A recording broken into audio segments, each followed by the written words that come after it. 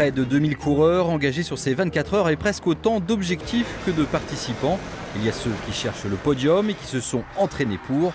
Et il y a les autres, les plus nombreux, ceux qui sont juste venus faire du sport entre copains ou collègues, ou ceux qui sont juste venus se tester à l'occasion de ce défi sportif hors norme.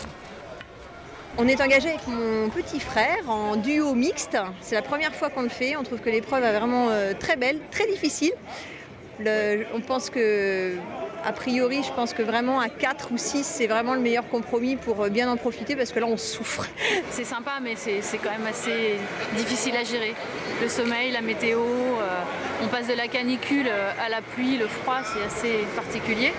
Mais bon, c'est vrai que le cadre est mythique, donc ça fait plaisir. Mais j'ai souffert un peu, moi. Sur certains relais, j'ai souffert.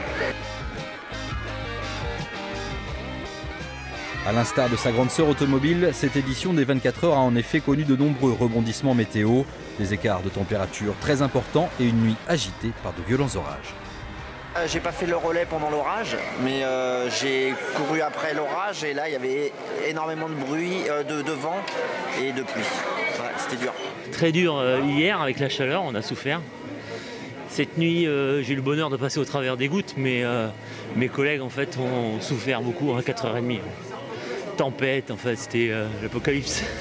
Bref, tous les ingrédients étaient réunis pour que cette 7e édition des 24 heures vélo reste gravée dans les mémoires. Les plus sportifs garderont en tête l'exploit réalisé par les compétiteurs solo.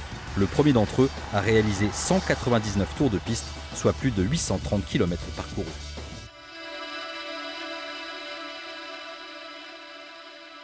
830